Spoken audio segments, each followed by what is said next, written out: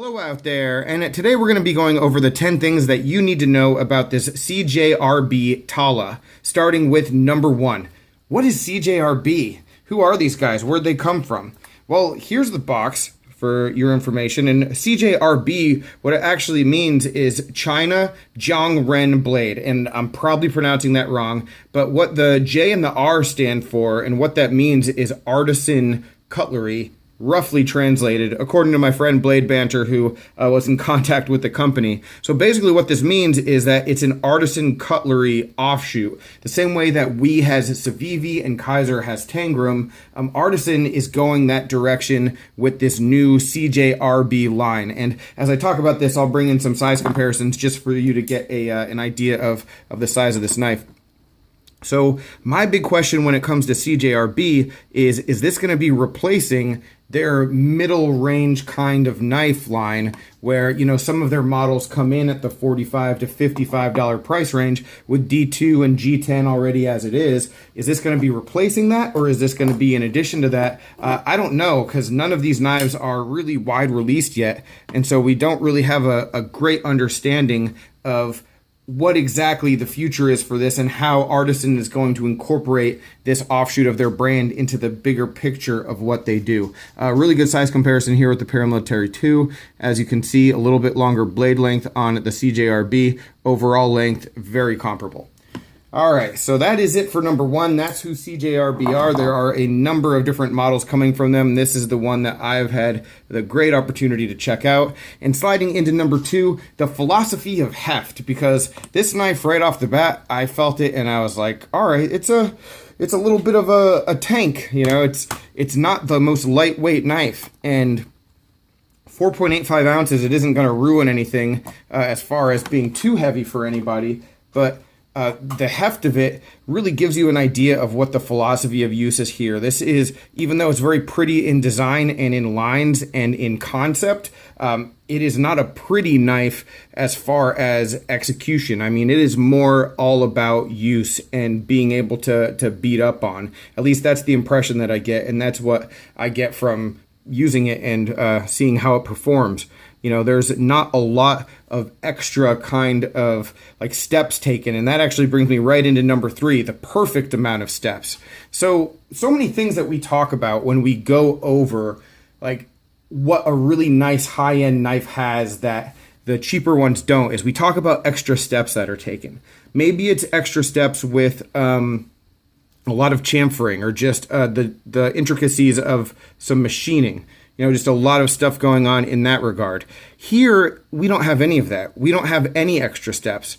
CJRB, in this case, has really just focused on executing the major components of the knife really well, and then just letting everything else go by the wayside. You know, part of the big reason why this is a heavier knife, as you can see, there's no internal kind of like machining or milling to cut weight on the liners. That wasn't necessary. They didn't think that it was necessary, and honestly, I agree with them. You know, a lot of times with liner locks, we'll get a little bit of jimping. No jimping here on that. You know, no jimping on the top either. So no jimping at all on this knife. You know, we have a gap where the pocket clip can be swapped, but there's no filler tab. You know, again, none of these extra steps that are taken are essential. And what they've done instead is just focus on making a very solid knife. The lockup on this knife is excellent. You know, they do have some chamfering and some machining, and it's only in the most essential places. So I really have a good appreciation of that. And they didn't they didn't take that idea, I guess, so far that they have any like kind of cheap, crappy standoffs. I mean, they have nice standoffs here, so you can tell that they did put some value in the execution and in the concept of this knife. But again, I think they were just focusing on nailing the big things and not worrying too much about all those other little details that don't really matter too much for a knife that's supposed to be a user like this.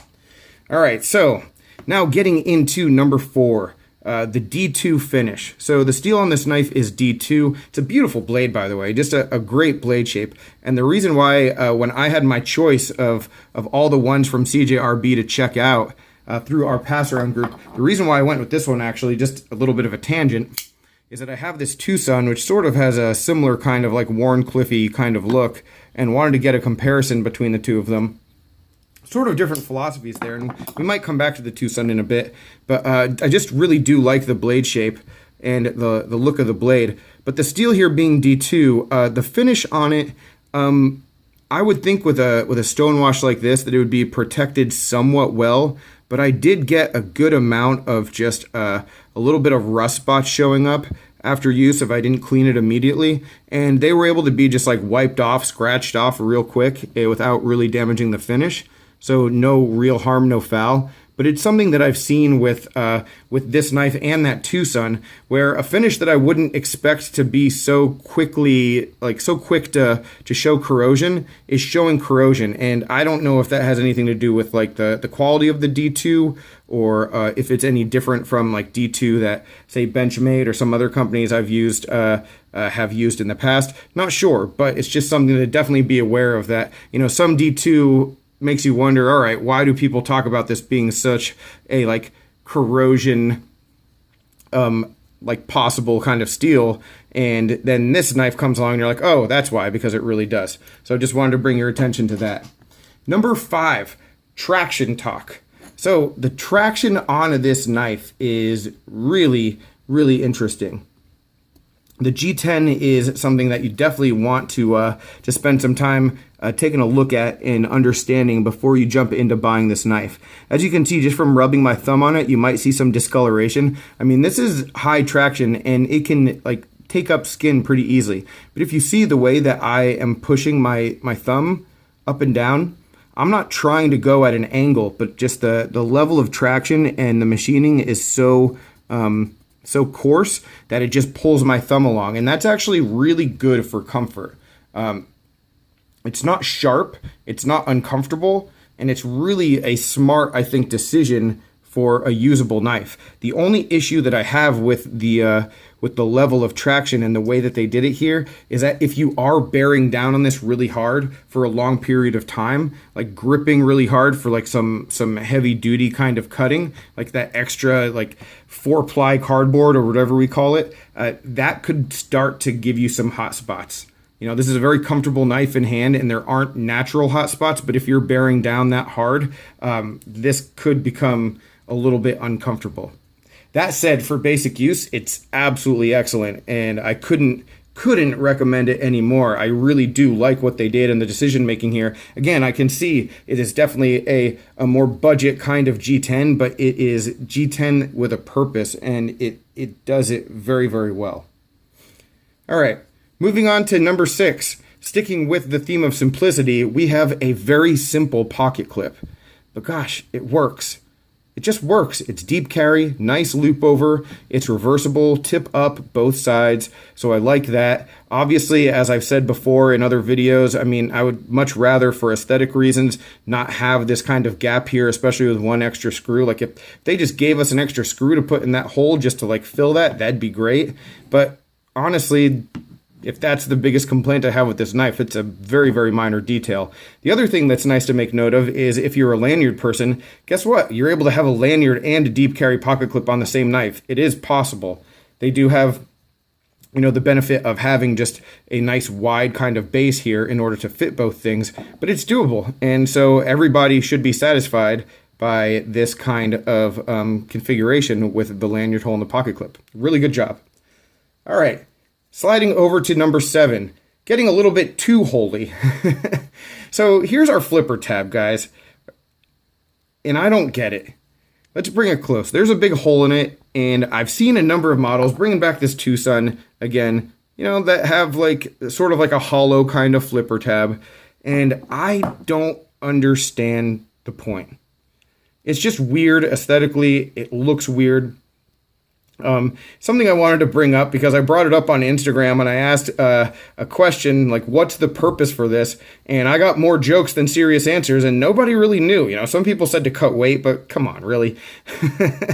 And a couple of people, you know, had some ideas, but like, what is really the point of putting a hole there? I don't understand it, and maybe I'm missing something, but if I'm missing something, then a lot of other people are too. I just think it looks weird, and it sort of puts me off a little bit to the aesthetics of the knife. That said, the flipper tab itself, as far as it is functionally, just another thing going back to like the perfect amount of steps. There's no jimping on this flipper tab, but it is shaped really nicely, and there is a little bit of an indentation where it's easy to get in there and just actuate it. And that's going to bring us to number 8, snappy and smooth. So the action on this knife, like so many others in its price range in this kind of like area of the market right now, the action on this is excellent. If I'm comparing it to the steel will that I reviewed most recently, and actually this is a pretty decent size comparison too when we're talking about blade length versus overall length, because the blade lengths are very similar, but this is just a larger knife in a number of different dimensions. But the action, maybe it's not as drop shutty. It's pretty drop shutty, but maybe it doesn't drop shut as well as the steel will, but it is snappier. You know, it is a snappier action, a little bit better detent. It's not going to shake out. And for someone like me who really enjoys a good kind of fidget factor on a knife, that's a big thing.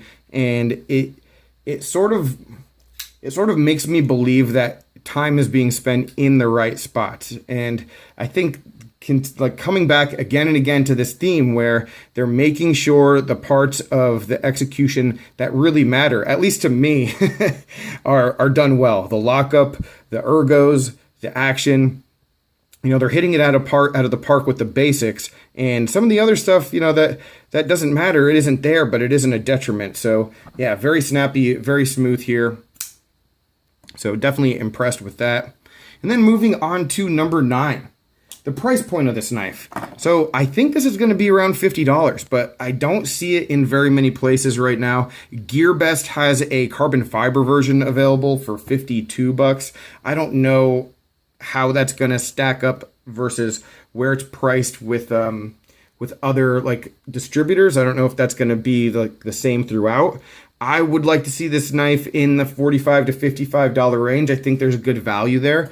I think that Artisan and CJRB have definitely done something good here and given a knife that is a very solid user that you're going to be able to get a lot of work out of. So I'm impressed with it in that regard. And that leads us into the final thing, number 10, competitive comparisons. So when I'm comparing this knife to the other companies that I see it competing with, like the Steel Will, more budget kind of line, the Civivis of the world, the thing that I really appreciate about this knife, even though maybe you have slightly more detailed execution on these knives for about the same kind of price than you do the CJRB, what I really like is the design. And I like the way that it is in hand, and I like being able to use it. You know, would I prefer maybe a little bit more, you know, like interior milling like you have on the Steel Will? Yeah, possibly. You know, maybe some jimping like on the Steel Will, or maybe, you know, just an overall like level of quality and feel that the Civivi has here. Sure. But if I had to choose between these 3 knives, maybe I'd take the Steel Will over the CJRB, but like I like this knife better than the Civivi.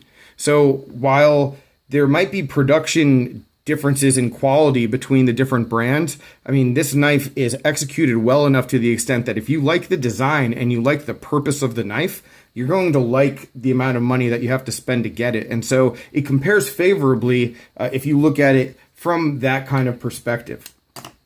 So overall, guys, I am pretty impressed.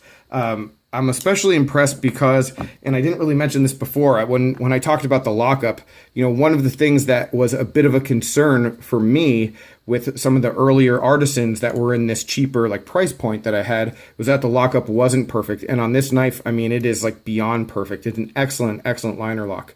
So one more time, just repeating myself, that all of the basics they really delivered on, and anything else that you're looking for in a knife, it's just sort of fluff when you get to the point that the purpose of this knife is to use it and to beat up on it. And I think you'll get a lot of coverage and distance out of this model. So any other questions, comments, complaints, suggestions, let me know, guys. I appreciate you taking the time to watch. Have a good one and take care.